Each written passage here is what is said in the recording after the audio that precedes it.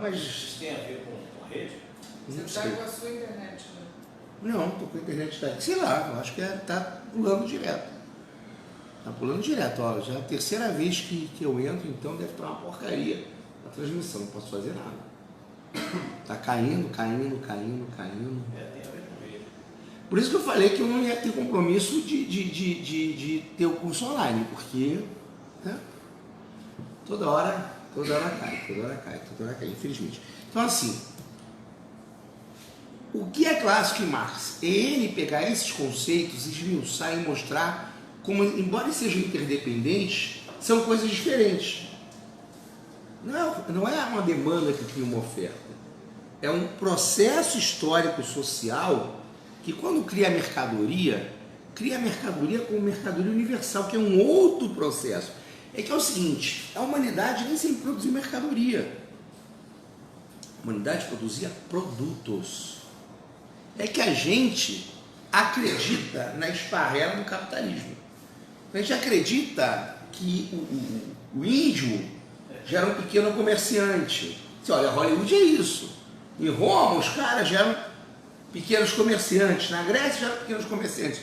A gente não consegue imaginar uma grande civilização como a civilização egípcia praticamente sem comércio. Com muito pouco comércio. Autossuficiente. O faraó é dono de todos os bens do Egito. É uma cidade de castas. Não é uma cidade com mobilidade social e com enriquecimento. Quem é rico por nascimento, vai se manter rico. Não tem, por exemplo, comércio de escravos. A gente pensa que tem, Hollywood faz, não é assim. Escravidão é de uma outra forma. E nem sempre é escravidão. Às vezes é servidão. Servidão estamental. Olha para as castas da Índia. Como é implicado aquele funcionamento ali, que às vezes é até mitigado aquela questão da casta, porque você tem um grande problema, né? Sem etnocentrismo.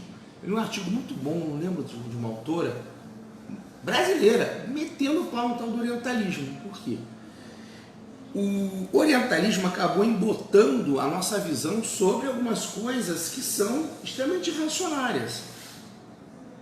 Regime de castas na Índia, que permanece. Qual seria esse conceito, esse orientalismo? Por exemplo, quando Marx vai olhar para as castas, ele fala que as castas são fossilizações de formas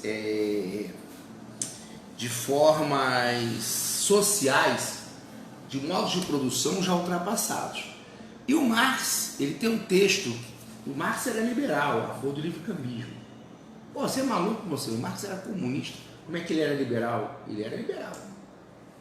Ele era a favor do livre-cambismo. Porque, como um hegeliano clássico, ele no fundo acreditava que o desenvolvimento do capitalismo, chegando nos países do terceiro mundo, acabaria por fazer com que essas formas arcaicas de funcionamento social fossem rompidas. Por exemplo, se o capitalismo pudesse chegar na Índia e acabar com o sistema de castas. Pudesse chegar no Oriente Médio e acabar com a Sharia. E a gente acabou vendo com o passar do tempo que não é bem assim. O capitalismo consegue conviver com formas arcaicas, desde que essas formas arcaicas não ameacem o capitalismo, né? Esse orientalismo sim, sentido, por exemplo, uma coisa é a gente dizer que a religião muçulmana, a religião cristã tem que estar em pé de igualdade e temos que tolerar todas as religiões, óbvio. Isso é uma questão, inclusive, de defesa de Estado laico. Outra é você aceitar a submissão da mulher com base na lei da Sharia. Tem muita gente que fala, não pode, a gente não pode fazer esse enfrentamento porque está na cultura deles. Não, peraí. É você que está no relativismo moral. Então existem certos orientalismos que você olha, por exemplo, o cara lá do Tibete, é o mesmo nome mesmo? Dalai Lama. Tá espiritualmente legal. Mas ali no Tibete, aqueles caras lá eram os caras da classe dominante.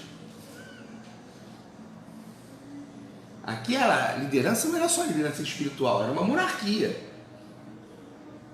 E aí, a gente não nos respeitar a liderança espiritual e vamos manter a monarquia aqui indefinidamente? Não é meu concurso, não. Mas o Marx, quando ele olha para essas formas que ele considera arcaicas de desenvolvimento social, ele consegue enxergar uma coisa que é muito importante, que nem sempre houve produção de mercadoria. Você tem produção de bens. Sociedade indígena. E aí, assim, eu estava até na aula com a professora Anélia, e toda vez que ela falava indígena, ela pensava no índio do Amazonas hoje, não no índio antes do branco chegar aqui. Se pensar no índio do Amazonas hoje já civilizado, que mantém traços da cultura dele, mas que, em termos de produção, está completamente já umbilicalmente ligado ao capitalismo, aí você não consegue entender. Mas você pensar nas tribos brasileiras antes da chegada do português, tinha produção de mercadoria? Tinha mercado? Não tinha. Nem no Império Inca. Você tem circulação de bens. Você tem troca. Tanto que o ouro era o Império Inca era extremamente rico em ouro e prata. O ouro não era moeda. O ouro não servia de moeda no Império Inca. Isso prova, inclusive, uma outra teoria de Marx. Que não é o dinheiro que cria o valor. O dinheiro se torna símbolo de valor porque você tem uma determinada fase de organização da produção em que todos os bens viram mercadoria. A gente acha que a mercadoria como... Porque mercadoria não é só representação de bens, é a representação da nossa sociedade. Se pegar o Mundice, é fantástico nisso. Porque você não produz só a mercadoria, você produz a mentalidade da sociedade mercadológica. Porque são pessoas cuja relação só se dá no mercado. Nós somos todos livres produtores. Mas eu não tenho nada, eu sou só um trabalhador. Você tem sua mão de obra. Você tem que ir ao mercado vender sua mão de obra para existir. É diferente da dependência pessoal que há em todos os outros sistemas anteriores ao capitalismo. Por isso que o capitalismo parece mais livre. Rapidinho, já te dou a palavra, tá, Marisol? Por isso que o capitalismo, a contingência do capitalismo nos faz crer que somos mais livres. Essa contingência, essa casualidade na nossa vida, a gente não consegue mais enxergar as relações sociais, mas apenas a relação entre pessoas através do dinheiro, a gente confunde essa casualidade com liberdade. Até isso Marx diz. Então a gente realmente começa a achar que essa casualidade, eu vou fazer o que quiser na minha vida. Mentira, você não faz o que você quer da sua vida. Mas efetivamente, você numa sociedade feudal, a Marisol numa sociedade feudal, o máximo que ela poderia ser, seria ser esposa. Marisol numa sociedade feudal poderia ser duas coisas, esposa ou solteirona. Mais nada. Uma sociedade feudal ou monja. Aliás, três coisas. Esposa, solteirona e monja, mais nada. Não tem escolha. Você não vai para a escola, você não é alfabetizada, você não vai ler, você não vai escolher se tem marido ou não tem marido, se é hétero ou se é homo. E o capitalismo, essa contingência do capitalismo, onde as relações pessoais são moldadas pelo mercado, te faz acreditar que você é mais livre. E Marx diz o seguinte, não, realmente a sociedade ela é mais avançada que a anterior. Mas essa contingencialidade não é que dá liberdade ao homem. Você dá liberdade ao homem, você tem que suprimir essa relação mercadológica. Você tem que controlar a produção de forma que a produção não seja uma reprodução de mercado. Você tem que controlar previamente a reprodução e a distribuição. Porque uma coisa que a gente não se dá conta, a gente acha que a distribuição é feita através do salário. O salário é só a quantificação do salário. Nós, trabalhadores, não participamos da distribuição. E a distribuição não é distribuição. E aí o Marx, ele vai mais longe, porque a distribuição não é distribuição de produto. A distribuição é a distribuição prévia dos produtos, não é de produto no sentido de produto no mercado, dos produtos do trabalho. Você não determina o seu quanto no produto do trabalho. Você estuda muito para ter um saláriozinho melhor. Mas o quantum do produto que vai para você na repartição do trabalho é determinado pela classe dominante. É complexo porque é complexo. O Marx está revertendo toda... Né? Inclusive ele diz, essa ideia da liberdade ser uma contingência, uma casualidade, é aceita por todos porque a mentalidade dominante de uma sociedade é a mentalidade da classe dominante. Isso é naturalizado todos os dias. Inclusive, por incrível que pareça, eu olhei para Marx, olhei para Fátima Bernardes e tive uma epifania. Eu olhei para Marx, olhei para Fátima Bernardes e tive uma epifania. Por quê? Ele fala exatamente o seguinte: no capitalismo, como a nossa vida é contingente e como a gente tem que vender a nossa força de trabalho o tempo inteiro para não morrer de fome, nós temos a ideia de que, efetivamente, esse sucesso, ele não fala de sucesso, mas que pessoalmente você pode, por exemplo, conseguir resolver as suas questões de sobrevivência. Isso você pode. Então, por exemplo, se a Marisol é a melhor agrônoma do Brasil e ela trabalha para a Bayer e ela ganha 50 mil reais por mês, a Marisol não vai, de maneira nenhuma, até a morte dela, correr o risco de morar na favela do rato molhado, do porco mal cheiroso. Isso pode parecer que é uma emancipação, mas não é. É resolução individual de um problema. Mas isso não é dado a toda a classe. Porque a Marisol não pode mudar o roteiro da distribuição dos bens. Então o Marx é muito genial na maneira como ele... Desculpa, Marisol, eu falei demais e passei da sua pergunta. Não, pera, agora é Marisol. Não, só para te lembrar, depois eu estou epifania do negócio da Fátima Bernardes. Mas foi isso, porque eu falei outro dia que a Fátima Bernardes é o retrato da esquerda identitária brasileira. Porque você fala, vamos para a favela, vou montar um curso... Não estou dizendo que não seja legal, não, é legal. Já trabalhei em curso pré-vestibular comunitário de graça. Farei de novo se me chamarem, não tem problema. Mas a ideia é que é a seguinte: vamos para a favela, vamos trabalhar os negros, aí 10 negros passam na universidade. Pô, legal, beleza. Mas isso aí não resolve a vida de ninguém. Não é os negros entrarem na universidade, virarem engenheiro, virarem médico, que vai resolver o problema do racismo no Brasil. O problema do racismo, você tem que resolver o problema de toda a classe pobre, que é majoritariamente negra. E nisso não se quer tocar. Vamos dizer, não, se inclusive você criou...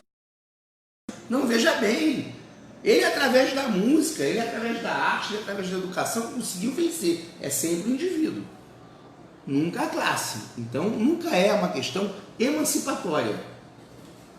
Emancipação é a emancipação de um, é a emancipação de todo um conjunto de pessoas. Estão entendendo? Como Marx está falando de economia, mas ele está mostrando como a sociedade funciona, inclusive a mentalidade da sociedade. Não. Se você estudar muito, qual é a propaganda nos concursos para garotos, adolescentes? Se você abrir mão da sua juventude, se você colar a bunda na cadeira, se você estudar muito, você não vai ser pobre. Verdade, você pode passar aí. Mas isso na verdade é uma propaganda excludente, né? Que é um entre 100, os outros 99. Os outros 99 vão sentar a bunda na cadeira. Isso não é verdade. Justo da meritocracia está muito ligado ao fetiche da mercadoria. Você consegue ligar tudo isso ao fetiche. Desculpa, Marisol, demorei a beça para ver a coisa. Mas ela pediu antes, todo mundo quer atropelar a Marisol. Ela quer falar, deixa eu falar. Não, agora ela até mudou o assunto, já passaram mil coisas. Ah, desculpa, mas fale. Não tem problema, eu acho, não, foi bom porque...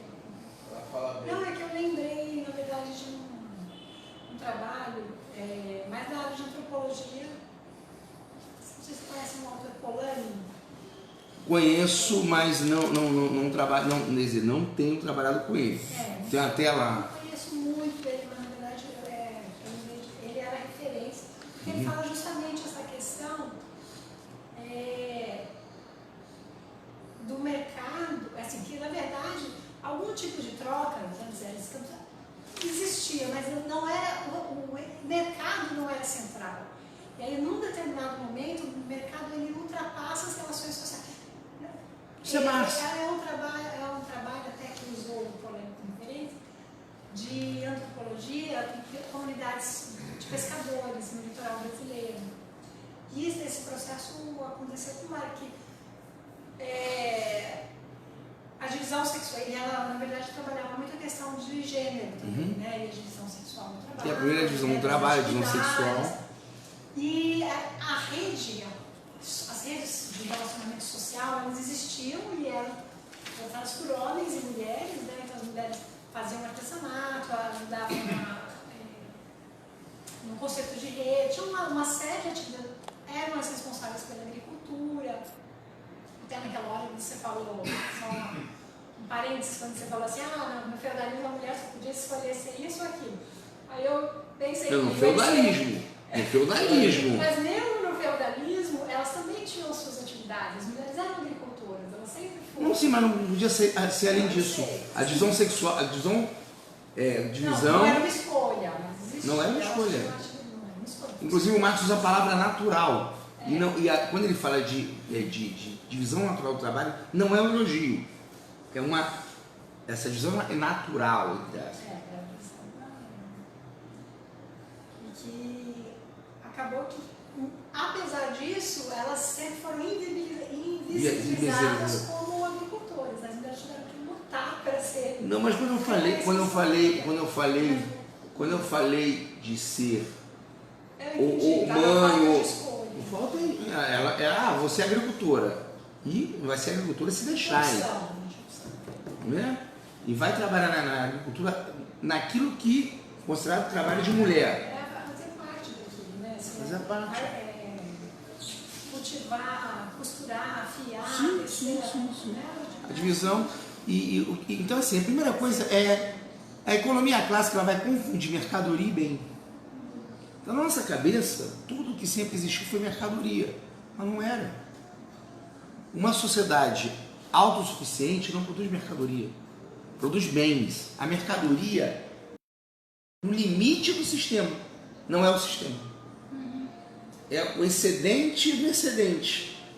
Não é uma sociedade que produz excedente todo o tempo. A mercadoria se produz no limite, na periferia do sistema. Então, isso é muito importante na lei de Say. Porque a manutenção da vida, ela era mais central. A manutenção da vida, ela não precisava dessa mercadoria. Não é só não precisava, a organização social, ela não estava desenvolvida ao ponto de, inclusive, criar condições de que se pudesse trabalhar o tempo inteiro para produzir mercadoria. Inclusive, você precisa de uma divisão social do trabalho gigantesca, né? Porque você pega um feudo autossuficiente. No capitalismo, a organização do trabalho é caótica, na verdade. A divisão social do trabalho é dada pelo mercado. É dado pelo mercado. Uma pessoa só faz lã, outra só faz casaco de lã. Só que você faz lã uma determinada quantidade para que e você prevê que a indústria de casaco vai vender uma determinada quantidade de casaco. Só que até a indústria de casaco não está muito ligada à indústria de lã. Porque a indústria de casaco pode resolver, de repente, não comprar mais a lã no Brasil, comprar lã na Inglaterra. Mas se você, esse mercado não é harmônico. A organização desse mercado é anárquica e caótica. As vendas e as compras não são simultâneas. Podem ser dadas, inclusive, em tempos diferentes. Por isso que você tem crise. Então, Marx ele vai destruindo essa ideia de que é uma grande organização sistêmica. Que, na verdade, vai chegando e vai destruindo esse trabalho. Vai destruindo. Os pescadores, tem outros também, vai destruindo os tecidos sociais e a organização do trabalho. Ali, no caso, né, dos trabalhos que ela fez com o Odete, a comunidade de pescadores, as plantações eram umas terras soltas, eram terras que não eram de todo mundo, eram da comunidade, não tinha... Sim, mas na Inglaterra também, na Escócia também, na Irlanda também, na Alemanha também, porque o Marx inclusive vai mostrar que ao lado do feudalismo ainda existia em grande quantidade a comunidade coletiva da terra. Você tinha grandes pastagens comuns, você tinha plantações comuns, mesmo tendo regime de servidão, mesmo a venda do tempo de trabalho, né? Como é que ele chama mesmo aqui? Até ver se eu lembro aqui, tem um capítulo que é só sobre isso. É a jornada. Como é que é? Eu acho que é o morgadio, né? Morgadio. Regime do morgadio. Mesmo você tendo um morgadio, você tem em toda a Europa grandes propriedades comunais de terra. E aí você, para estabelecer o capitalismo, Você tem que destruir isso porque senão você não cria acidente todo o tempo. E essas sociedades, essas unidades produtoras autossuficientes, elas são anticapitalistas.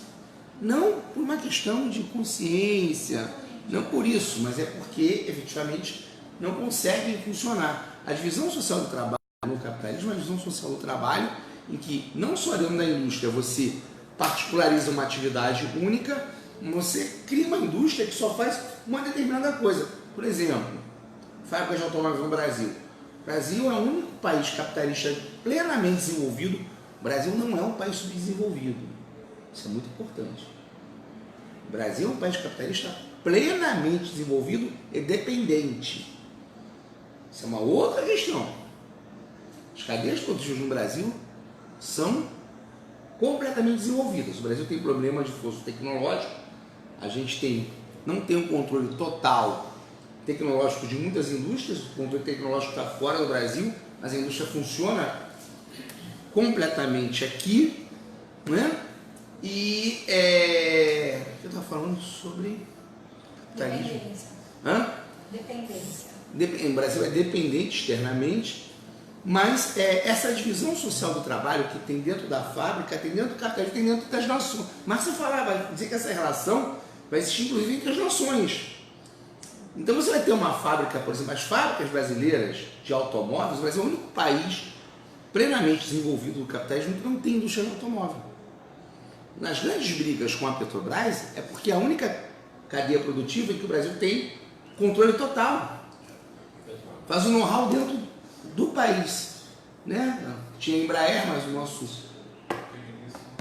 digníssimo nazista vendeu a Embraer para os americanos, né? Então você tem, por exemplo, no Brasil uma indústria periférica de automotivos, que é o cara que faz o amortecedor, o cara que faz o pneu, que sobrevive muito bem. Aquele capitalista que vende amortecedor para General Motors, ele não está preocupado em ter uma fábrica de automóvel, ele lucra muito com amortecedor. Se a General Motors parar de comprar um amortecedor dele e começar a comprar um amortecedor nas Filipinas, aí ele vai ficar preocupado, né? Então é essa coisa do capitalismo que o Marx consegue entender, porque o capitalismo ele não produz mais bens, mas ao mesmo, olha só, a dialética todo o tempo. O capitalismo não produz bens, mas ele só pode produzir bens. Ninguém produz mercadoria. Fialho, que agora está aí vestido de americano, um grande capitalista quando voltou de Cuba, ele quer produzir dinheiro, mas ele não pode produzir dinheiro. O Fialho não pode produzir dinheiro. Isso é a maneira como o Marx joga, é com muita sutileza. Não dá para você produzir mercadoria, você só pode produzir bens. Você só pode produzir valor de uso. Mas você produz valor de uso objetivando todo o tempo valor de troca. E a Marisol necessita de um óculos. Eu não quero produzir óculos, eu quero produzir dinheiro. Mas não adianta produzir dinheiro porque a Marisol não quer dinheiro. A Marisol quer um óculos, então eu produzo um bem. Mas o que eu estou querendo produzir, na verdade, é mercadoria. Para mim, capitalista é indiferente se eu produzo um óculos, um relógio, uma camisa, eu estou cagando.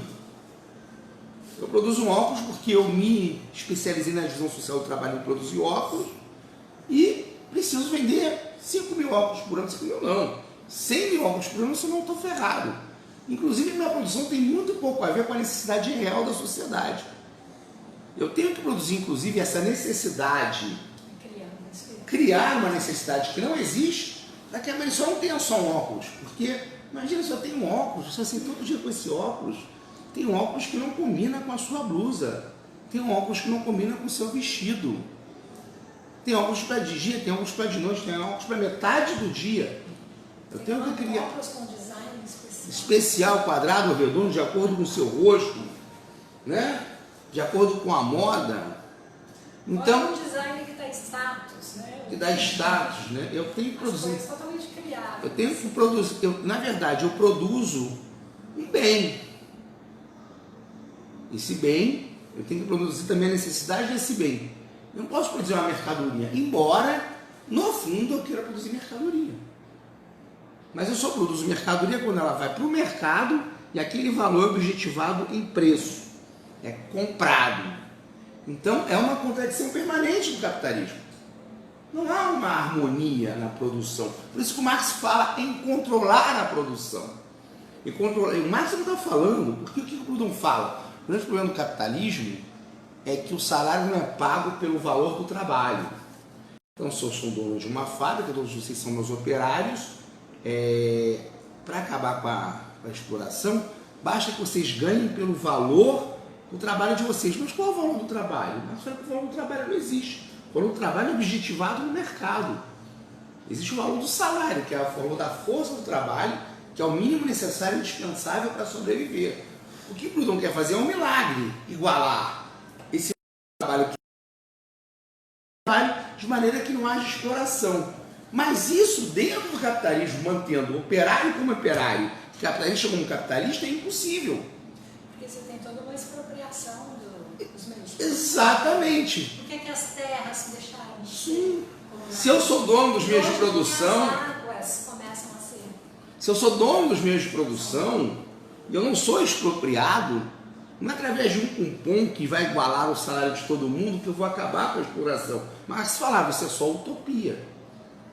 Até porque nessa distribuição que ele propõe, preliminar, em que os trabalhadores, a partir do momento que não são expropriados do produto social, você previamente pensa no que você vai produzir. Previamente pensa no que você vai produzir. E a distribuição também é anterior. Eu gosto muito de usar o exemplo da Petrobras, eu acho que é o melhor exemplo. As pessoas pensam, por exemplo, você que trabalha na Petrobras, não é? Não tinha um petroleiro aqui, é o Cláudio, né? O Cláudio não está aqui. Qual é a ideia comum da história do socialismo? Né? O Marx fala duas coisas fantásticas. Uma é que se for só para aumentar o salário de todo mundo, não precisa de socialismo. E a segunda, que é a ideia de que socialismo é a ideia de que a gente vai ter mais bens, é uma ideia burguesa, que só consegue reificar e objetivar a vida em produtos. Então, se tem a Petrobras, e todos nós somos trabalhadores da Petrobras, e todos nós ganhamos, sei lá, 8 mil por mês, e sabemos que a empresa lucra em cima do trabalho de cada um de nós 80 mil por mês, bem, se chegou o socialismo, quanto a gente vai ganhar por mês? 88 mil. A empresa é nossa. Não, a empresa não é nossa. A empresa é de toda a classe trabalhadora. Então pode até ser que seu salário diminua. Porque aqueles 80 mil do fundo social vão ter que pagar creche, vão ter que pagar escola, vão ter que pagar transporte público de qualidade para todo mundo, vão ter que pagar saneamento básico para toda a sociedade. Mas está falando de outra coisa. Saúde. Esse é o produto social. Quando o Lula fala de criar o fundo da educação, eu não sei se ele é o Marx, mas tem muito a ver com o Marx. Ele falou assim, o produto da Petrobras não pode ser dos trabalhadores da Petrobras. Se reverter para a sociedade. Sim, ele está falando dos trabalhadores livremente organizados. Isso é que é distribuição. Então você tem uma Petrobras que vai distribuir, que vai gerar, sei lá, 1 trilhão por ano de produto, e por isso que o Marx fala que tem que ser capitalismo desenvolvido, que você não pode dividir o nada do nada. Não adianta você querer criar bem-estar se você não tem uma sociedade de produção avançada. Mas se você tem 1 trilhão, e vamos dizer que desse 1 trilhão, os trabalhadores da Petrobras ficassem com 100 milhões, fizemos a revolução, agora os trabalhadores da Petrobras ficaram com 200 milhões. Não. Qual foi uma das grandes brigas na Venezuela? Que a ideia que as pessoas tiveram quando o Chávez assumiu o poder lá, os trabalhadores da própria PDVSA bem, já que agora tem um governo socialista, a gente vai ganhar mais. E o Chávez falou, não, o lucro da PDVSA tem que ser para toda a sociedade venezuelana. Como assim? É uma ideia diferente, inclusive a ideia de que propriedade estatal não é a mesma coisa que propriedade social, ou propriedade coletiva dos meios de produção. O Marx está falando de outra coisa. Quando o Marx está falando de distribuição, ele está falando disso. Você tem uma produção fantástica, global. A primeira coisa que você tem que pensar é um fundo social. Se a Petrobras produz 1 trilhão, os trabalhadores dela recebem 100 milhões, pode ser que com a revolução aumente um pouco, vai para 150. Mas os outros 150 não é para fazer divisão de lucro.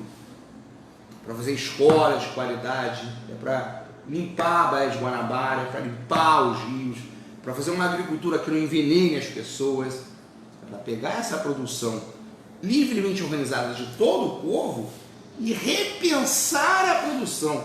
Por isso que isso não é utopia. Só pensar no caso da Petrobras. É utopia?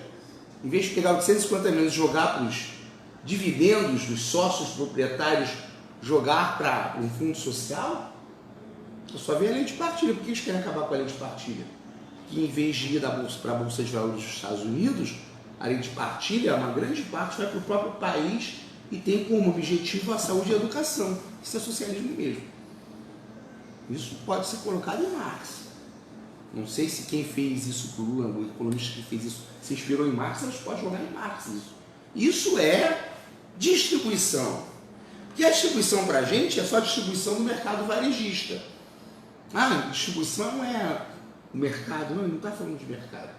Ele está falando que a distribuição é, antes de tudo, a distribuição dos bens gerados na produção. De forma que toda a classe, e não os indivíduos da classe, se apropriem desses bens. Entenderam isso? É muito importante. Não os indivíduos da classe que ficarão mais ricos, mas toda a classe que controla a produção, inclusive tira a produção da anarquia. Anarquia não no sentido político, anarquia no sentido que Marx está usando de bagunça, vamos dizer assim. Mas é o nome que vem nas traduções, anarquia.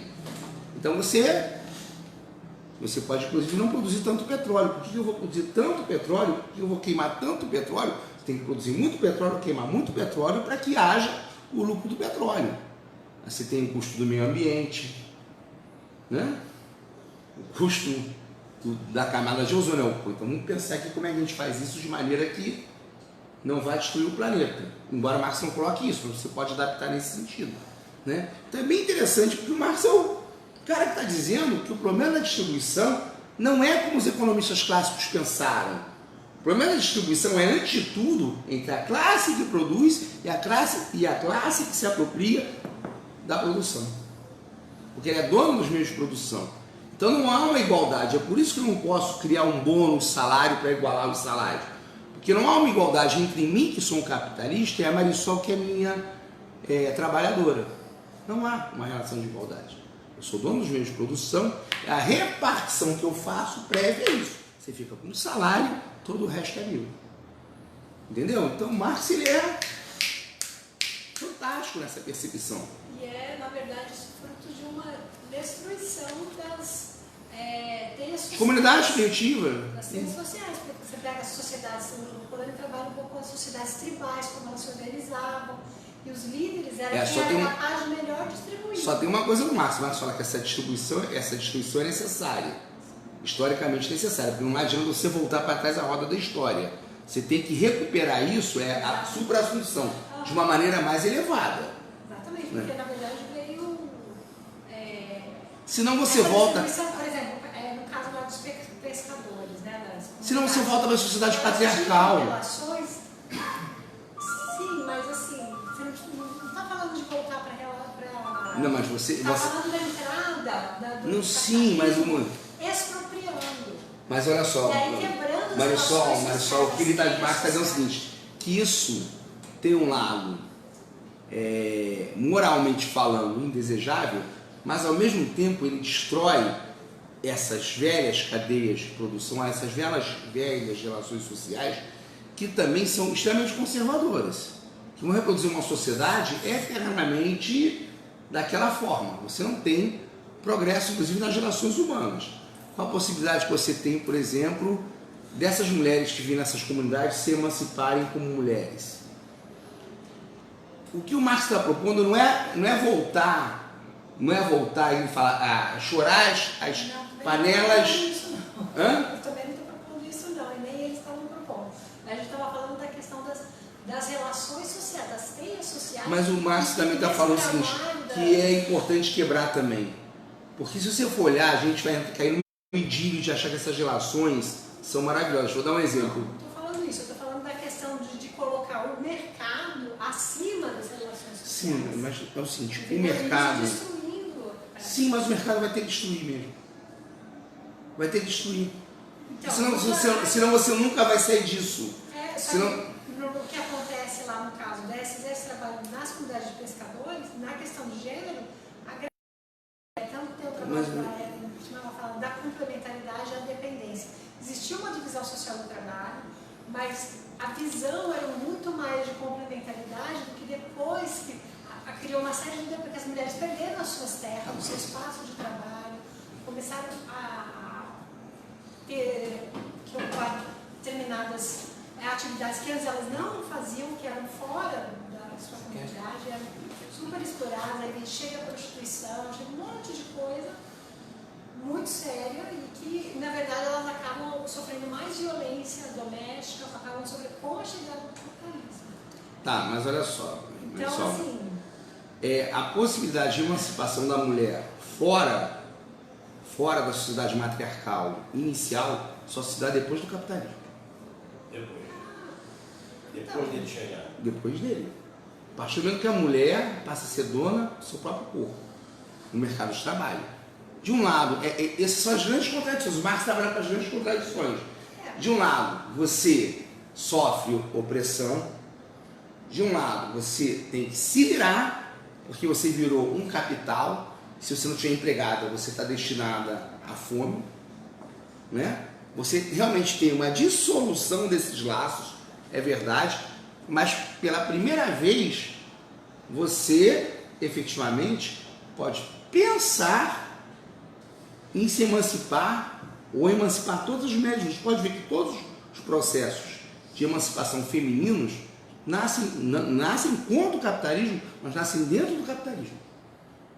Na verdade, existiram processos anteriores, mas foram sempre interrompidos. Era muito mais difícil. Qual processo de emancipação? Não, emancipação feminina. Antes do capitalismo. Se a mulher não é protagonista, se a mulher vive numa sociedade... A história contava esse... Não. Aí a gente vai chegar... A história contava. Se você pegar a história depois do matriarcado, em que você cria, por exemplo, no feudalismo, né? Mas o que precede o capitalismo é o feudalismo. O que precede o capitalismo é o feudalismo. Sim, mas aí você está falando que tudo é só aquilo, entendeu? Que nunca teve nenhum movimento. E que mesmo antes do capitalismo, as mulheres nunca tentaram se organizar e ter papel. Não. Entendeu? Qual é um dos grandes símbolos do feminismo hoje? Joana d'Arc, entendeu? Até hoje. Não, me desculpa, mas Joana d'Arc é que não tem nada pior símbolo de opressão que tem. Mas assim, porque ela sofreu, a opressão que ela sofreu, né? Não, me desculpe, mas só aí eu vou discordar. É a Condoleezza Rice do movimento feminista. Não, o feminismo é outra coisa. Porque se você não tem todas as mulheres entrando com a possibilidade, porque assim, claramente, a mulher não podia se educar, a mulher não tinha acesso à educação, a mulher não tinha acesso ao voto. Esses movimentos conjuntos de mulheres nascem depois do capitalismo. E não é nenhuma ode ao capitalismo. Não, mas assim, um pouco antes do surgimento do capitalismo, você já começa a ter mulheres falando sobre isso. Mas olha só, Marisol, não é mulheres falando sobre isso que importa. Você não tem movimentos de mulheres, porque as mulheres... Não, que não tem. Imagina uma situação que elas viviam. Até formar o movimento demora. Sim, então você está dando razão ao Marx. Não é porque tem uma mulher da classe dominante, como aquela, até da história Em Nome de Deus, esqueço o nome dela, que foi condenada pela Igreja Católica. Tem até o filme Em Nome de Deus, esqueço. O Nome da Rosa? Não, Em Nome de Deus. O filme... Tem dois filmes Em Nome de Deus. Um de um militante do ITA, né? Isso. E tem um outro que é um caso real de amor da Igreja Católica, inclusive é um grande teólogo que ele é castrado, né? Teólogo? Existiam mulheres na antiguidade, na classe dominante principalmente, que tiveram acesso à cultura e que opinaram e que faz pensar que as mulheres tinham voz. Mas a grande massa de mulheres estava completamente, dada a divisão social do trabalho, condenada a ser dominada. Sem o Marx faz um elogio danado, faz assim, sem o capitalismo rasgando essas relações idílicas, que na verdade são relações patriarcais, você não tem a possibilidade do que eles vão chamar de supra-assunção. O Engels, inclusive, vai falar, só consegue ver o lado negativo do capitalismo, mas o negativo faz parte da dialética. O que você está falando, não sei se eu estou interpretando corretamente, mas o que me leva a pensar que o mal, quer dizer, as coisas negativas, porque na verdade tem toda uma expropriação também. O mal é essencial ao mundo. Essa expropriação que ocorre tanto da mulher também, acaba levando a mulher a uma reação. Não é bem reação, é mais do que isso. Você tem o seguinte, você tem... Então é uma coisa negativa que leva a uma coisa positiva, que é de reagir, de se organizar. Dialética. Exatamente. Dialética, na verdade, o negativo é que move a história, não é o positivo. O positivo é a permanência. Entendi. Mas não tenha sido uma coisa boa, foi uma coisa ruim que levou a uma coisa boa. Mas bom e ruim, Marx não trabalha com bom e ruim. Mas porque você falou assim, é como se fosse uma coisa amoral, né? Mas você fala... Economia é amoral. Não, sim, mas eu estou falando, é uma coisa amoral, só que quando a gente pensa, o que é essa exploração? Se eu falar amoralmente, não tem nada a ver, mas eu não sou um ser amoral, o ser humano não é amoral. Não, vamos lá, vamos tentar, senão a gente está saindo muito do livro. Desculpa. Senão, a discussão não é moral. Não, a discussão não é. E assim, a moral também é social. Então, se você pegar, por exemplo, que o Marx inclusive fala no Manifesto do Partido Comunista do socialismo feudal. O que era o socialismo feudal? É chorar as panelas de carne perdida no Egito. Como é que é? Chorar as panelas de carne perdida do Egito. Quem foi o grande combustível de toda a reação feudal na Europa? O campesinato. Por quê? Porque o cara tinha a chocinha dele, tinha o casebre dele. Ele ser lançado na miséria e se tornar operário era uma desgraça. Então, quando vinha um cara lá, os bolsonaros da época, com o discurso de vamos voltar a ter um casebre, vamos voltar a ter um litro de leite uma vez por semana, vamos ter uma vaquinha, o cara, pô, que maravilha, não vou voltar a isso, não quero capitalismo não. Só que se eu pensar em termos de dinâmica social, esse retorno, o retorno a toda aquela estrutura patriarcal, né? Estamental, paralisante, né? Que efetivamente, se você for olhar historicamente, paralisou a Europa durante, 4 séculos.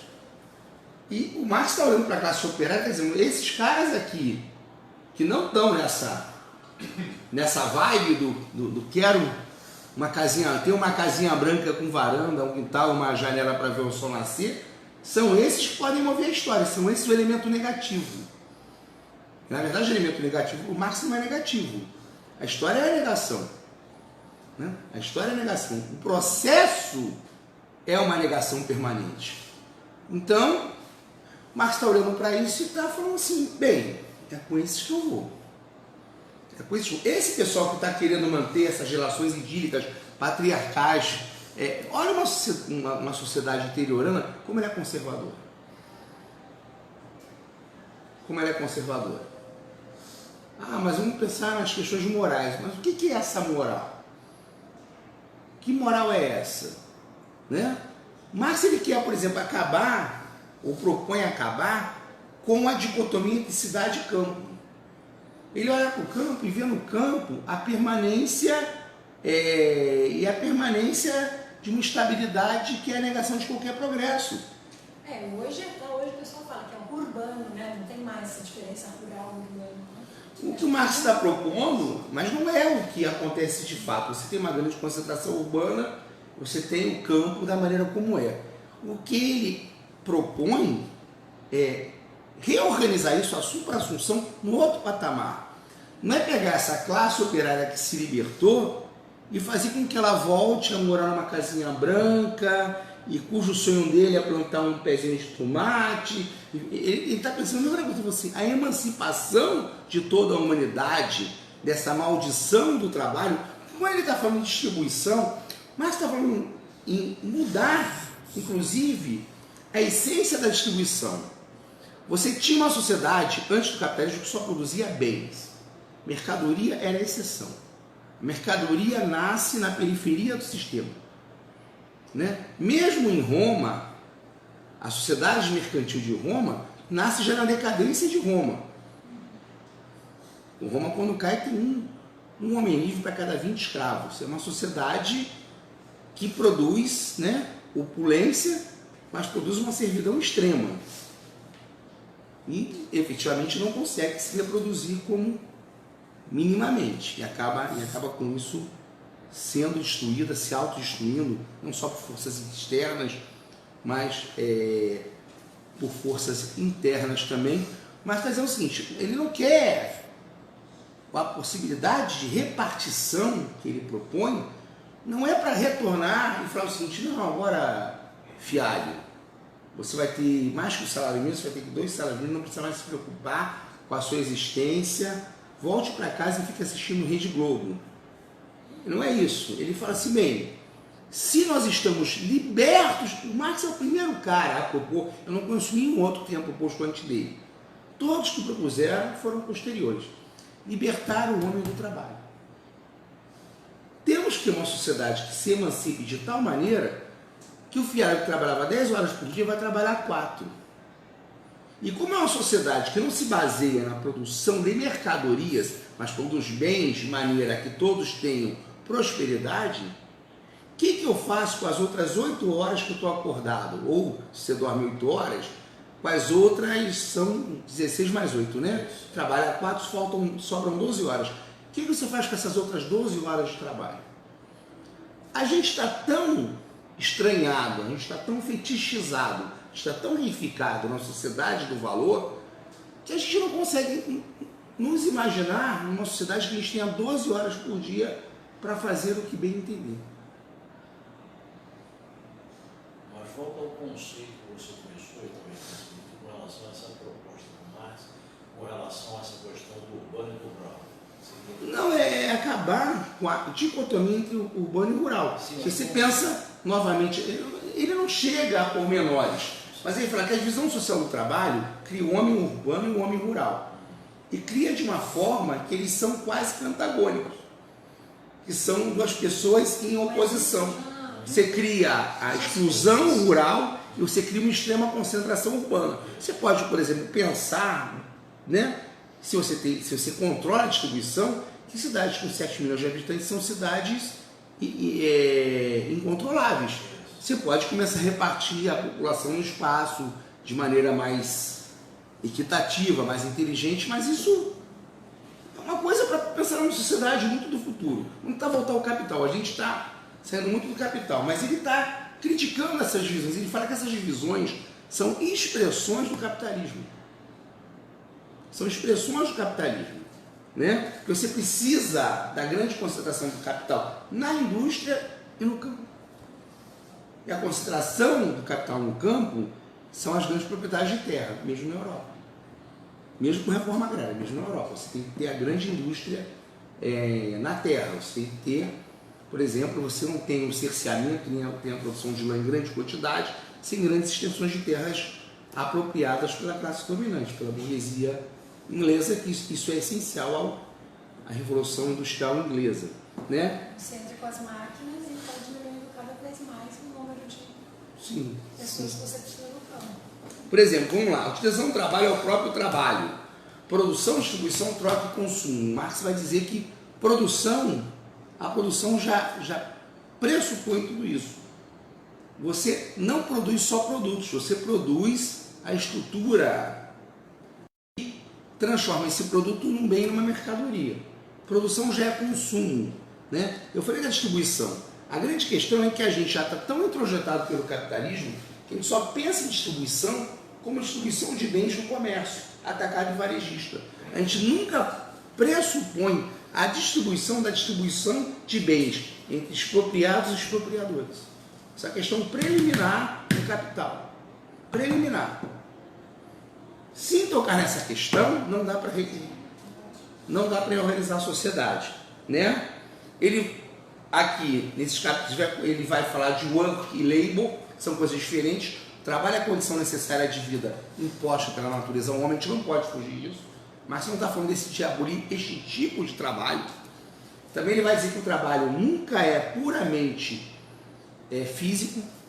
O que distingue o mais tosco operário, o mais tosco arquiteto, mestre de obra, da mais laboriosa colmeia de abelhas, é que a colmeia não pensa antes de fazer a colmeia. Eles seguem uma linguagem instintiva que está no DNA da abelha. O homem tem a prévia ideação. O trabalho nunca é trabalho. Você previamente pensa na sua cabeça aquilo que vai fazer, mesmo que não faça aquilo da maneira que você previamente pensou. Então, só que este trabalho abstrato, geral, que permeia a humanidade, não é o trabalho alienado. Essa é uma grande questão em Marx, né? Porque a gente confunde esse trabalho, que é a condição permanente de vida imposta pela natureza ao homem, ao trabalho alienado. A gente começa a achar que o trabalho alienado do capitalismo é a essência do próprio homem. Então, se a gente se abster desse trabalho, a humanidade vai perecer. Não é o que falam para vocês?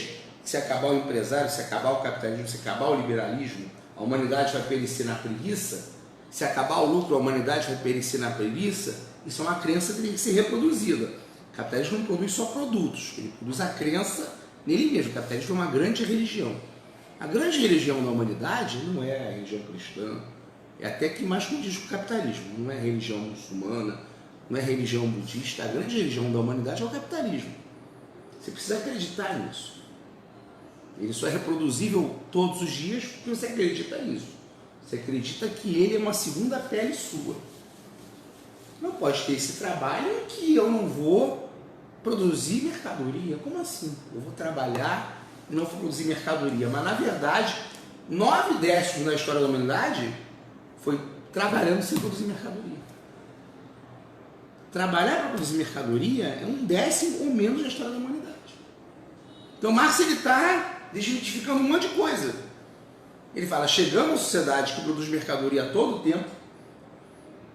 Nós, com a divisão social do trabalho, chegamos a um nível tal de organização em que isso é o morto perpétuo, é a condição sine qua non de existência da sociedade.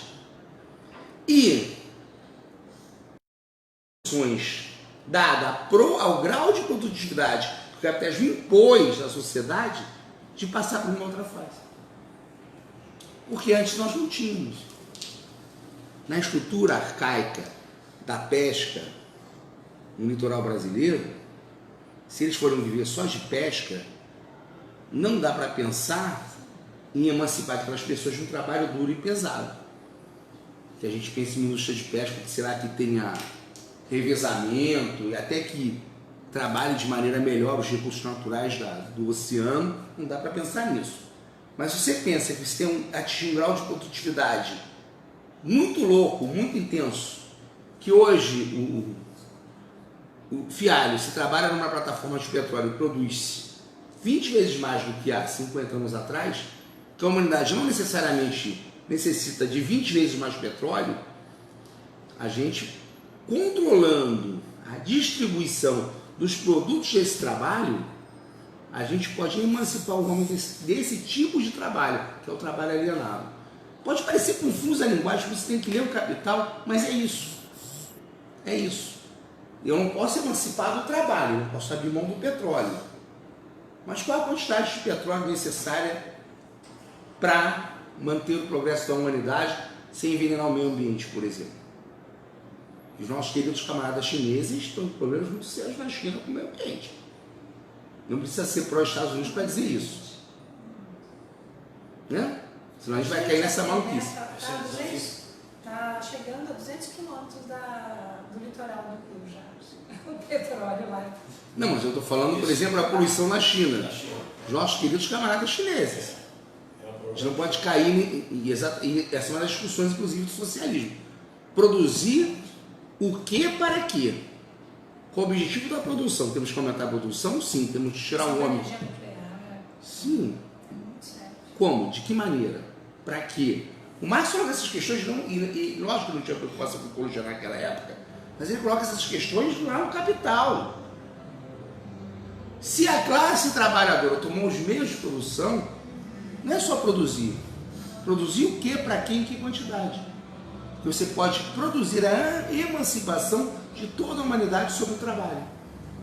Você não está mais produzindo mercadoria, você está produzindo bens. Se você produz bens e você tem um controle da contabilidade geral desses bens, você pode produzir de forma mais nacional. Isso é um processo muito complicado e lento, né? Porque você veja bem, essas intenções de alcançar esses processos progressivos, o progresso dentro do próprio socialismo, você vê nos 70 anos da Revolução Chinesa, o presidente da China, o que falou? Somente ano que vem, 2020, vai se acabar com a extrema pobreza na sociedade chinesa. São, vamos dizer assim, objetivos de transformação social que você tem mas eu acho que na China hoje tem que se começar a discutir, inclusive, se eles estão avançando no socialismo ou não, né? Sim, mas eu estou querendo dizer o seguinte, quando você se propõe a atingir determinados patamares de transformação, você não pode pensar em curto prazo, são processos. Não, sim, por exemplo, sim. isso que você está falando. Que socialismo é esse que está se pretendendo chegar lá? Se você realmente polui todos os rios primeiro para aumentar o progresso material de todo mundo e falar agora vou consertar tudo depois, sei. Exatamente. Não sei. Exatamente. Eu acho que tem que discutir mais. Mas eu estou falando o seguinte, uma coisa concreta que, por exemplo, tem de repente recomeçar a discutir na China é se produz tantos bilionários. Vamos falar em re-repartição da propriedade privada, porque você está criando um bilionário na China. Exatamente. Socialismo e bilionário não combinam. Exatamente. Olha o processo da União Soviética que acabou com a nomenclatura dando golpe, e na União Soviética não tinha bilionário. Na União Soviética você tinha o Partido Comunista, que uma questão bem concreta na União Soviética, uma questão conceitual, histórica importante é a seguinte: muita gente fala em capitalismo de Estado. O Mészáros, que é um grande que morreu, que era um grande crítico da União Soviética, mas é um crítico muito coerente no uso de conceitos, um grande crítico da União Soviética, ele tinha dificuldade de chamar a União Soviética de capitalista. Por quê? Porque uma classe social dominante tem que ser dona dos meios de produção. A nomenclatura da União Soviética, os funcionários do partido, o pessoal que realmente tinha alguma ascendência sobre o resto da população, era dona dos meios de produção na Rússia? Não, não era. Não era. Você não podia ter acumulação primitiva do capital. Isso, depois de 91, da queda da repartição, uma das coisas que parte da nomenclatura faz, você vai ver que são muitos dos que vão se tornar grandes empresários, são eles comunistas, é se apropriar dos meios de produção. Então é uma grande questão se dá para criar socialismo com bilionários. Essa é uma grande pergunta. Essa é uma grande pergunta. Mas a gente vai ter que fazer uma discussão sobre China, e eu não sou especialista em China. Vai ter que fazer uma discussão, mas a discussão de quem controla os meios de produção é uma discussão preliminar no socialismo. O Mészáros, que era um grande crítico do socialismo soviético, grande crítico, muito grande crítico do socialismo soviético, chamava a União Soviética de sociedade do pós-capitalismo, mesmo a União Soviética da década de 90, até o fim, até a queda do muro, sociedade do pós-mercado. Mas peraí, a sociedade do pós-mercado não é socialismo? Porque Lenin e Marx não prevê outra coisa. Porque não tem propriedade privada dos meios de produção, não tem bolsa de valores, não tem reprodução ampliada do mais-valor, porque não tem apropriação privada, tem apropriação pelo Estado, e aí tem dificuldades. Ele diz, inclusive, o seguinte: um dos grandes problemas depois da queda do muro foi que aquela sociedade funcionava, inclusive dentro das empresas, com princípios diferentes do capitalismo. E aquelas empresas tiveram dificuldades de sobreviver, não só pela questão tecnológica, porque dentro da fábrica, a estrutura hierárquica que tem no capitalismo de cima para baixo não funcionava tão bem na União Soviética. Os caras estavam acostumados a opinar na produção. Está entendendo? A gente está falando de questões que Marx não previu, mas já estão dentro do capital. Se eu previamente participo da distribuição, que não é a distribuição final, mas distribuição preliminar dos produtos do trabalho, dos produtos sociais do trabalho, eu não consigo me adaptar tão facilmente numa fábrica que não tem isso. A Marisol é minha gerente, é minha CEL, eu vou pagar 100 mil para ela, o resto foda-se. É assim que funciona o capitalismo. E numa fábrica na União Soviética não era assim que funcionava. Inclusive os operários sabiam que parte daquele produto que era produzido, que não via para o salário deles, ia para o Estado para pagar outras coisas dentro do Estado. Então não é tão simples. Realmente, inclusive a conceituação do socialismo em cima, e isso eu quero recuperar, por isso que eu dou curso de capital, da propriedade privada dos meios de produção, é uma discussão muito importante. Porque a China é um grande mistério. Para onde a China vai, não sei. Não sei, não sou mago, não sou especialista em China, não tenho um conhecimento tão profundo, mas para onde a China vai? Para onde vai a China? É uma sociedade que tem milionários, uma sociedade que o Partido Comunista controla os bancos, controla a conta capital, controla a emissão de moeda, controla remessas do exterior. É uma coisa meio... Né? O que vai dar lá, não sei. Não sei. Não tenho estudos profundos sobre a China, mas a discussão de como o capitalismo faz essa transição para o socialismo, tem uma outra discussão que é a seguinte: Marx nunca previu o socialismo num país só. Mas é muito difícil a gente hoje pensar numa revolução socialista no mundo inteiro ao mesmo tempo. E como é que você produz esse processo de socialização dos meios de produção em cada país? Né? O soviético foi uma tentativa. Mas a gente saiu completamente do capital. A gente foi parar no século XX até o século XXI. Vamos voltar para o capital? Né? A gente vem aqui no século XXI, tem que voltar lá no século XIX. Né? Mas é importante o seguinte: essa sociedade não produz só mercado, ela não produz só mercadorias. E a mercadoria, nas aulas passadas eu falei, só consegue produzir o lucro porque tem capital variável, ou seja, trabalho humano vivo incorporado nela. Esse mais valor é o trabalho humano vivo. Essa sociedade não produz só produtos, ela produz a espiritualidade de todo mundo no capitalismo. Produz o quê? Como é que é isso? A espiritualidade, não estou falando de religião, não. Não sei. De todo mundo no capitalismo. Porque a relação nossa no trabalho é mediada por mercadorias. Nós só produzimos mercadorias. Nós recebemos por uma mercadoria, que é a nossa força de trabalho, nosso salário representa a mercadoria e todas as nossas relações são mediadas por mercadorias. A relação da Cássia, que é uma dentista, que é uma pequena proprietária dela mesma, é completamente mediada por relações mercadológicas. As relações dela com seus clientes, com as empresas que trabalham com ela, as empresas de plano de saúde, são todas relações todo o tempo mercadológicas. A valorização do trabalho de um dentista, o que ele vai fazer inclusive na faculdade para ser remunerado, são relações todo o tempo mercadológicas. Então a gente tem uma sociedade extremamente mercantilizada e a gente não se dá conta disso. Quando a gente fala assim: não, minha filha, não vai fazer filosofia não, você vai morrer de fome. Não é, André? Faça filosofia não, você vai morrer de fome. Faça marketing. Mentira que vai morrer de fome do mesmo jeito. Mas faça marketing, porque marketing dá dinheiro. O trabalho não vale pelo que ele produz para a sociedade, ele vale pelo que ele tem de representação. A reificação desse trabalho é nos produtos que ele compra. Seu trabalho é tão bom quanto aquilo que você compra com o seu trabalho. E é valorizado na sociedade de acordo com isso. Então o capitalismo não produz só produtos, ele produz essa espiritualidade. A sociedade civil para Marx, todas essas crenças. A sociedade civil, a gente vive falando da sociedade civil, viva a sociedade civil. A sociedade civil para Marx é isso. Somos todos livres produtores. Pô, mas Luciano, você é livres proprietários, ele trabalha com os produtores. Livres proprietários, você é proprietário de quê? Do meu corpo. Do único meio de produção. Que mediamos nossas relações sociais por coisas. As relações de trabalho são todas mercadológicas. Todas mercadológicas. Então a sociedade ela é reproduzida o tempo inteiro fetichizada. Isso é uma grande sacada que está no Capital, que muita gente lê, vê capital constante, capital variável, capital fixo, trabalho, preço, lucro, e não vê o Marx falando isso.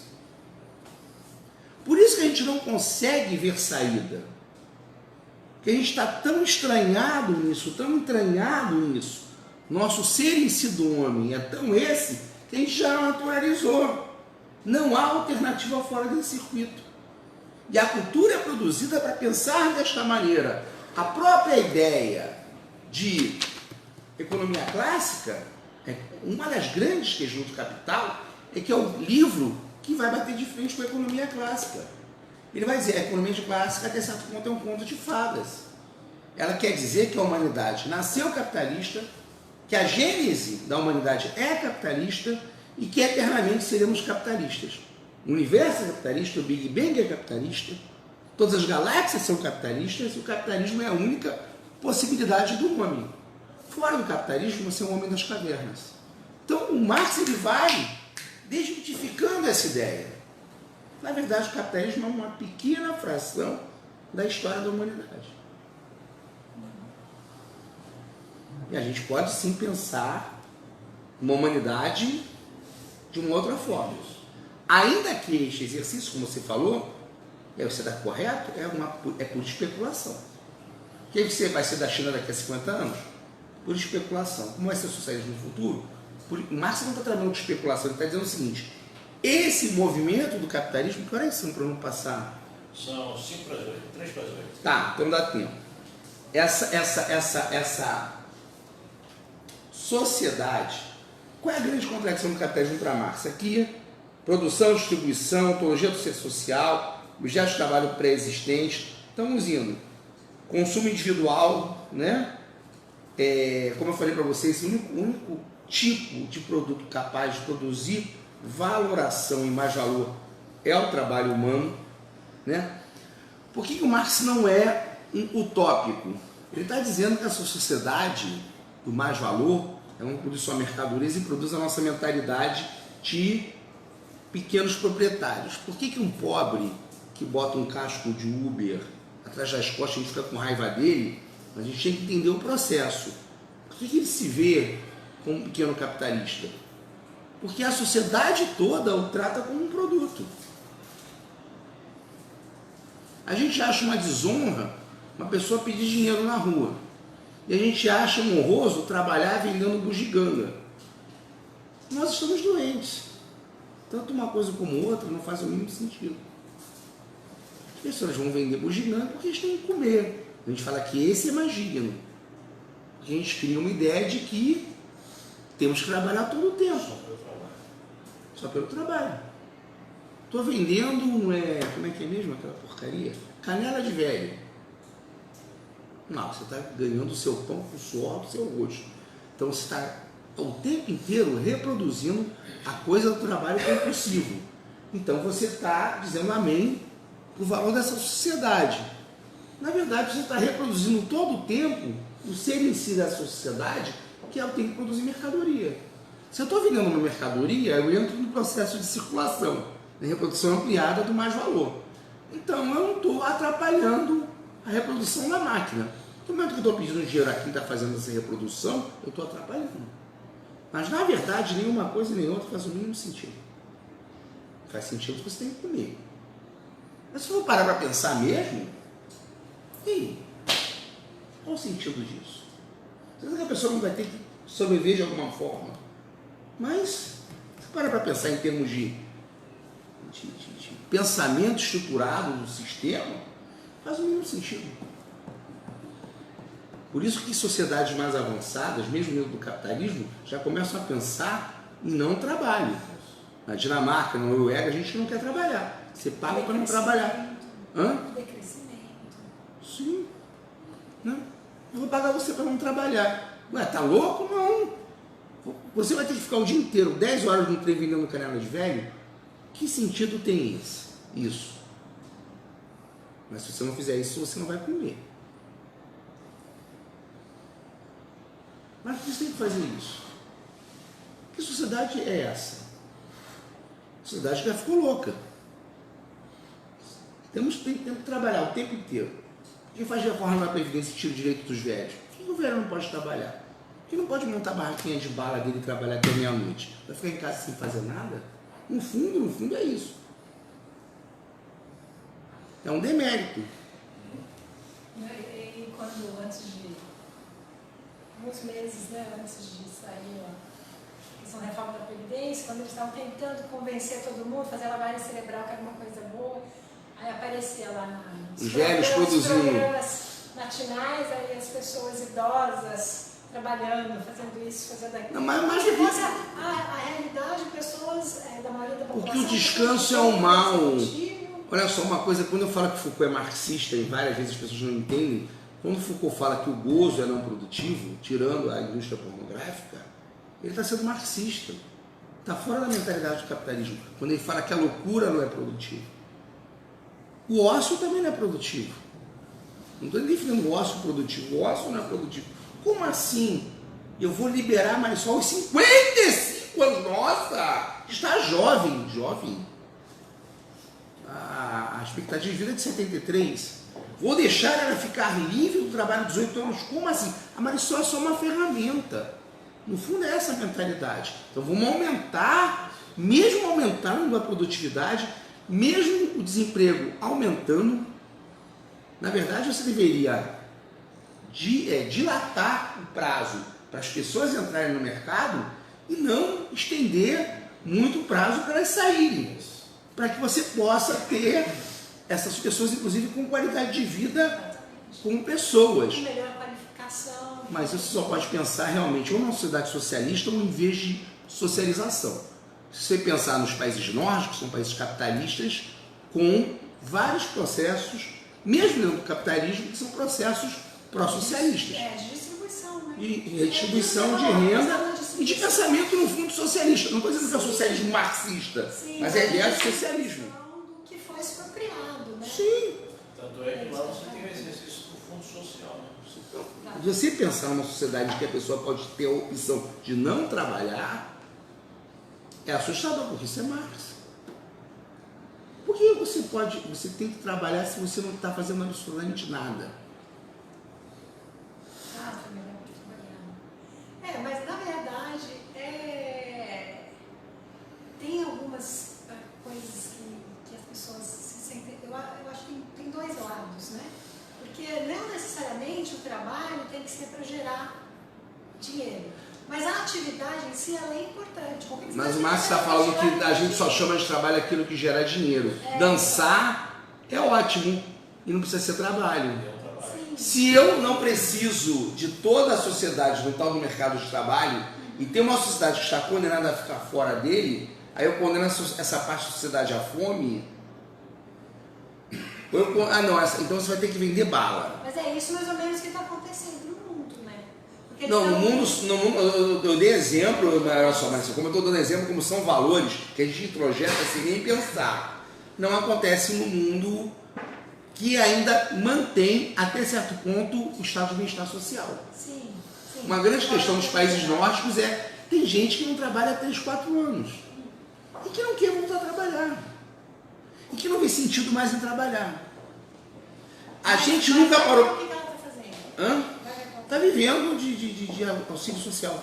Não, mas o que ela faz? Não, mas eu não estou discutindo isso, Marisa, eu estou discutindo outra coisa.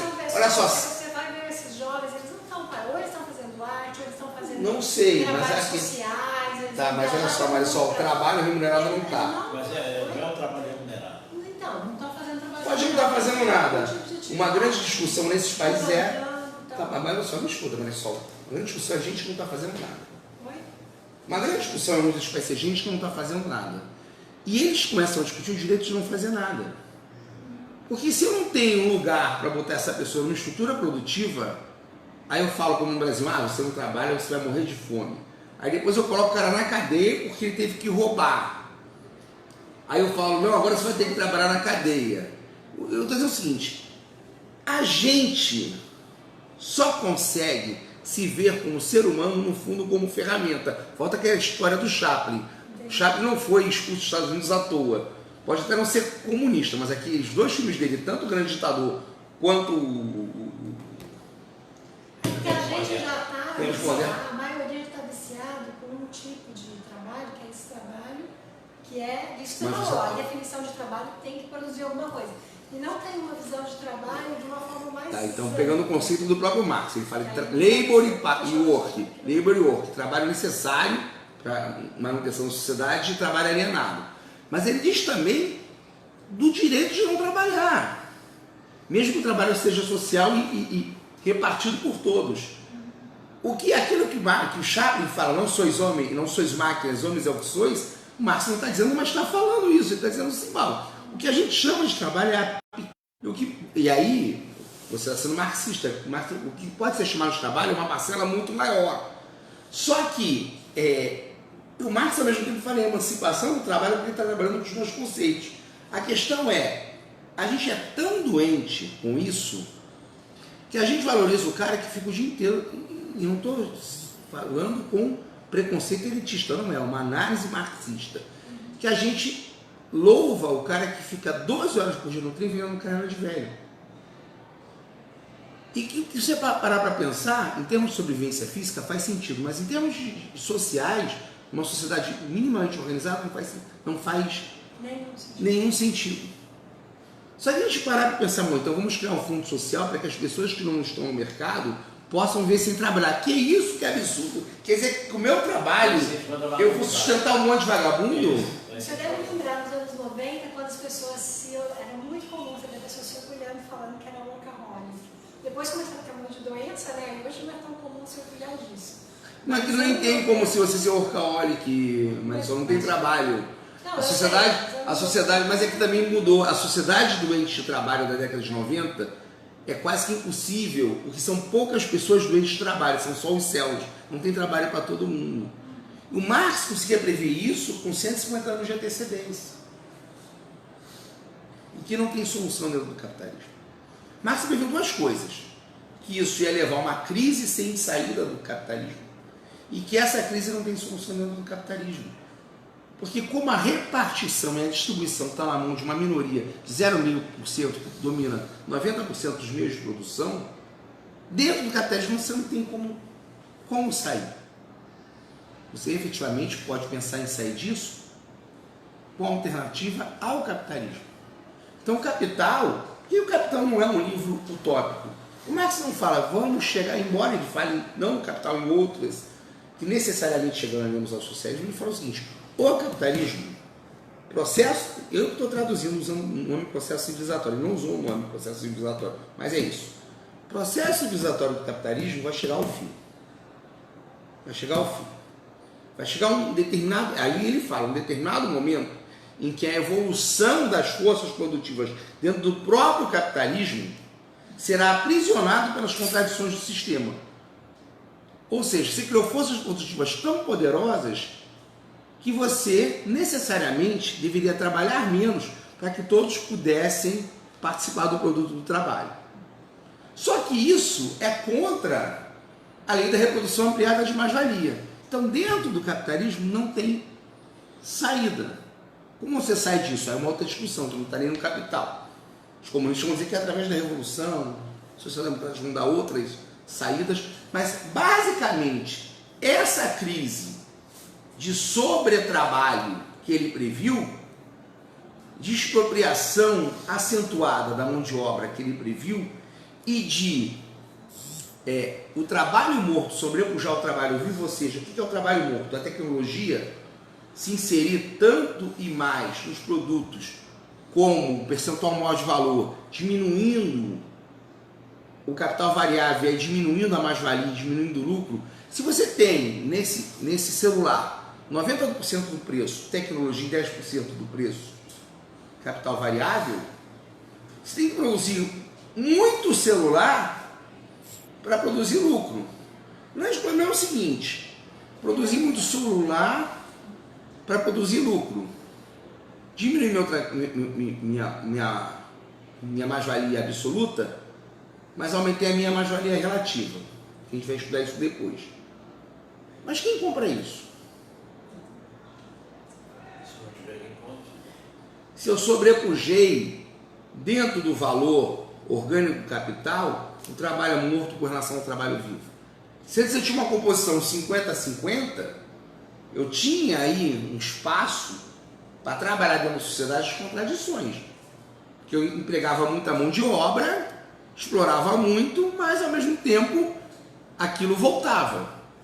A classe trabalhadora, ela também é a classe consumidora. A classe trabalhadora não só produz, ela consome.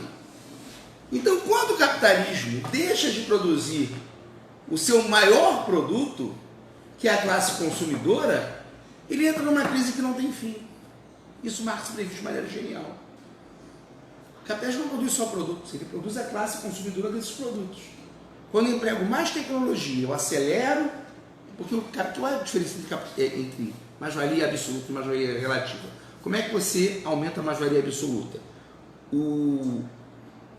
Mais-valia é o tempo de trabalho não pago, pode ser calculado em peça, em hora ou em dinheiro. Então o fiário trabalha para mim, ele trabalha 8 horas por dia. 4 horas ele trabalha para pagar o salário dele, 4 horas ele trabalha de graça para mim, para pagar, dar para mim o trabalho dele gratuitamente, eu incorporo no produto, vendo, e essa é minha mais-valia. Como é que eu aumento a mais-valia absoluta? Eu estendo o tempo de trabalho do fialho, o trabalha 8, vai trabalhar 10, é o que o Bolsonaro está fazendo. Na crise do capital, a tendência é tentar aumentar a mais-valia absoluta. Se retira direitos para aumentar a mais-valia absoluta. Bota a bancária para trabalhar sábado, bota a bancária para trabalhar 8 horas. Você quer ampliar a mais-valia absoluta. Essa é a forma clássica. Mas isso tem um limite físico, tem um limite legal, tem um limite da resistência, tem um limite histórico. Mas tem uma forma de ampliar a mais-valia em que um fialho não pode opor resistência a mim. Eu aumento a produtividade do trabalho do fialho. O fialho não trabalha num banco. No banco também a gente pode pensar nisso. Embora o setor de serviço, a mais-valia é uma conta mais difícil. Mas ele trabalha na fábrica. Ele trabalha 8 horas para mim, trabalha 8 horas, 4 para mim, 4 para ele. Eu tento aumentar a jornada dele, ele não aceita. Eu boto um maquinário novo. E com esse maquinário novo, ele produz muito mais rápido. Então, antes ele trabalhava 4 horas para ele e 4 horas para mim. E até na mais-valia relativa, eu posso aumentar a absoluta. Como ele produz muito mais rápido, na verdade ele agora, em 3 horas, ele produz o suficiente para pagar o salário dele. E ele passa a trabalhar 5 horas para mim. Eu não aumentei a jornada de trabalho dele. Mas com a produtividade, eu aumentei o grau de exploração. Isso se chama aumento da mais-valia relativa. Como aí eu também aumentei o denominador da exploração do tempo, coincidentemente também aumentou a mais-valia absoluta. Mas muitas vezes não é isso, porque como se incorpora mais trabalho morto, você pode ter uma diminuição na composição do capital, de forma que ele tenha que produzir mais para produzir uma mais-valia maior para mim. Mas ele não tem como opor isso, porque eu acelero o processo produtivo. Então, embora eu tenha, em termos, por exemplo, de tempo, que ele trabalha para mim, o mesmo período de trabalho, eu acabo produzindo mais produtos e aí eu vou multiplicando essa mais-valia que seja de 50%, mas em termos de produtos com uma produção infinita, entre aspas. Então, esse tipo de aceleração do trabalho é o que o capitalismo faz hoje em dia. Acelera a mais-valia relativa sem necessariamente aumentar a mais-valia absoluta. E, na verdade, como com a produtividade eu acelero demais a produção, eu acabo demitindo várias pessoas. Ele pode até trabalhar muito menos tempo agora para pagar o salário dele. Pode trabalhar só 2 para pagar o trabalho dele e 6. Você vai precisar de muito menos gente. Muito menos gente. Então a composição orgânica, embora a mais-valia seja maior, a composição orgânica do capital, o que eu já tenho de trabalho morto em cima do produto é muito maior. Então eu preciso produzir mais para incorporar aquela mais-valia. Quero ver quando for tudo robô. A grande questão E é, a contradição tá quem aí, né? compra? Pois é, a contradição está aí. Você multiplica isso e o cara não tem menos gente para comprar. Tem menos gente para Você comprar. produz mais. Essa contradição é que o Marx fica. E essa contradição é insolúvel. Essa contradição não tem solução. Tanto que você vê que os países desenvolvidos, como é que eles resolvem essa contradição? Eles são marxistas nessa hora. A Alemanha diminuiu a jornada de trabalho para 28 horas. 28. Mas alguém paga as contas dos pratos quebrados na Alemanha. Como que é? As contas dos... Os pratos quebrados nas festas da Alemanha. Terceiro mundo. A Alemanha é a grande criadora fiduciária de toda a Europa. Então ela pode restringir. Por que os partidos de extrema-direita... Se você não pensar na mais-valia, na visão internacional do trabalho, gestão social internacional do trabalho, você não consegue entender o fascismo crescente na Europa. Por que o fascismo cresce na Europa? Um alemão não quer que os negões entrem lá, não quer que os brasileiros entrem lá. Por quê? Farinha pouca é meu pirão primeiro. Eu posso diminuir a jornada do alemão para até 20 horas. Mas para diminuir a jornada do alemão para até 20 horas, a Alemanha tem que continuar a ser o banco da Europa. A Alemanha tem que continuar a ter empresas imperialistas como a Bayer, como a Siemens, as grandes empresas alemãs, Volkswagen, tem que acharcar o terceiro mundo para que o lucro da produção que é feita no terceiro mundo vá para a Alemanha e pague e banque o estado de bem-estar social alemão. Então, quando você pensa no estado de bem-estar social na Europa, sem a expropriação do terceiro mundo, ele é impossível. Por mais que ele faça o sistema rodar lá, sem expropriação do terceiro mundo, você não consegue pensar nele. Então, Marx ele vai tocando nisso e ele vai falando de divisão social do trabalho dentro da fábrica, dentro do mercado interno e dentro do mercado internacional. E olha que o Marx não tinha um capitalismo consolidado como a gente tem hoje no século XXI. Me chamou a atenção isso que você está falando, lembrando a imagem que eu tenho da Statoil de pegar o petróleo brasileiro para sustentar o esquema lá deles. Sim, Né? isso prova, muito bem provado, que a história de dinheiro gerar dinheiro é mentira. Você tem que incorporar trabalho em algum lugar, e trabalho humano vivo. Por isso que a expropriação dos países do terceiro mundo se acirrou. Por isso que a venda das grandes empresas dos países do terceiro mundo se acirrou. Trabalho e a expropriação dos recursos naturais, né? Mas é porque os recursos naturais contêm trabalho.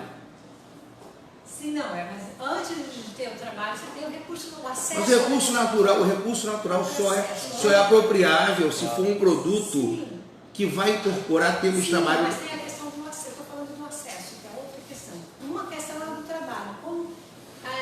Isso tem um pouco a ver com a questão até dessa estrutura de monopólios, de oligopólios. Sim, mas olha só, é que você está pensando, o Marx fala o seguinte, uma guerra de conquista. Exato. O que adianta você conquistar a Suíça? Por que os alemães não conquistaram a Suíça durante a Segunda Guerra Mundial? Não precisava.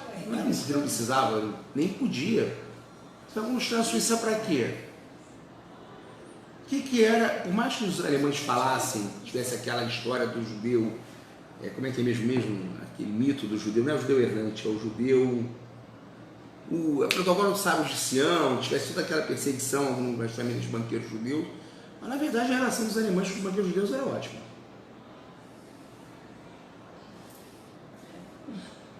Tirando o Rothschild.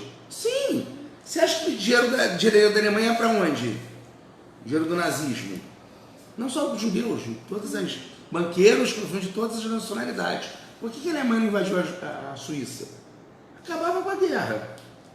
O dinheiro estava lá. Se o processo produtivo capitalista trava, se o circuito do lucro, se o circuito ampliado do lucro trava, porque você está pensando em recursos naturais, como se os recursos naturais se valorizassem de per si. Vou dar um exemplo, o guano. Não, eu estou falando de acesso. Mas não é só acesso, é mais... Não é o recurso natural de per si, é acessar o recurso. Mas acessar o recurso Tudo é que a gente porque... está passando hoje na América Latina tem a ver com isso. É porque, na verdade, até para acessar esse recurso, você tem tempo de trabalho necessário para retirá-lo. Você não se apropria só do recurso, você se apropria do processo de produção desse recurso. Dá um exemplo, o guano no Chile. O guano já foi uma riqueza que levou à guerra. A Bolívia perdeu o acesso ao mar na guerra do guano. Guano é cocô de pássaro. Quando começou a produzir isso quimicamente, parou. Fizeram uma guerra, tiraram o acesso ao mar da Bolívia, Peru perdeu um pedaço do acesso ao mar, o grande vitorioso foi o Chile, porque aquilo valia muito dinheiro. Com a evolução dos processos químicos de produção de fertilizantes, se tornou desnecessário. Hoje o Bono está lá, é explorado, mas a borracha brasileira. Então, quando a gente pensa em recursos naturais, na verdade, a gente pensa em processos de trabalho. Se o petróleo hoje é muito visado, mas se amanhã ou depois ele deixar de ser uma... É porque ele não é só fonte de combustível, ele é fonte de produção de polímero, etc, etc. Não é só combustível. Mas se ele deixar de ser necessário, mas eles vão se apropriar dos processos de reprodução de valor em qualquer lugar do mundo. O que é um país dependente? Quem é um país colonial? É um país onde a concentração de capital, a concentração primitiva de capital desse país se dá no exterior. E eles não são tolos. O que eles querem fazer todo o tempo é fazer com que essa concentração, essa apropriação do capital se dê nos seus países de origem. Eles não compram só minério de ferro, eles querem comprar a Embraer. E a tecnologia da Embraer. Porque no momento que você detém a tecnologia, no final, o grosso da apropriação do capital vai se dar no seu país de origem. Você pode instalar uma fábrica de iPhone aqui, mas a fábrica que faz chip vai continuar na matriz. Você tem que controlar o processo produtivo final. Um dos grandes problemas entre os países ditos dependentes e os países-chave é o fosso tecnológico. A divisão social do trabalho aprofunda esse fosso tecnológico, para que esses países continuem sempre dependentes dos países-chave do sistema. Marx não previu isso, mas ele previu a divisão social internacional do trabalho. E mostrou que quem dominasse essa divisão, ou o processo produtivo mais avançado, é que estaria na dianteira do sistema. Ele é um cara eu vou terminar já. Ele é um cara, por exemplo, que vai bater naquela teoria do ouro, qual é o nome? Mercantilista. Mas a teoria mercantilista era uma bobagem. Porque o ouro afluía para aqueles que tivessem um processo produtivo mais elevado e mais envolvido. Acabou que os países que produziam ouro e prata, na verdade, só se empobreceram. Porque eles produziam ouro e prata e o prata escoavam para onde? E acabaram financiando a Revolução Industrial dos países que não possuíam minas de ouro e prata. Então, mutatis mutandis é o que você aplica no processo capitalista atual. Então, o interessante do capital é que ele vai tirando todos esses mitos, ele vai acabando. O petróleo é importante porque o processo produtivo do mundo ainda se estrutura em cima do petróleo. Eles não querem só o nosso petróleo, querem tecnologia de água profunda, querem toda a cadeia produtiva. A Boeing agora está pegando a tecnologia da Embraer para levar para os Sim, Estados Unidos. porque no final, Vai levar a acumulação primitiva do capital no final vai se dar no país-chave. E o país aqui vai ficar empobrecido. Você pega, você faz todo o mapeamento do país, você faz todo o cabeamento com a Embratel e você vende a Embratel para telefone que chamava como empresa estatal. Onde é que vai se dar a acumulação de capital? No Brasil ou na Espanha? Então, no final, Marx está dizendo, essa história de que dinheiro gera dinheiro é mentira. Se não for mediado por trabalho, dinheiro não gera dinheiro. Então, o que ele fala é atual e é crucial para entender o processo. Eu acho que eu fugi um pouco da aula, mas espero que tenha dado, mesmo que enrolado um pouco essa aula mais que as outras, para entender. A gente debateu. Mas você abordou os pontos que estava previsto, não é isso? A maioria. A maioria. Não foi como foi planejado, mas foi bom. Mas é uma aula dialogada. A aula não tem como ser linear nesse tema. Não, sim. Tem muitas... Nossa, muitos... Eu acabei falando de capital variável, capital fixo, mais-valia absoluta, mais-valia relativa. Até mais-valia relativa. Sim, né? Taxa de mais-valor, comissão orgânica.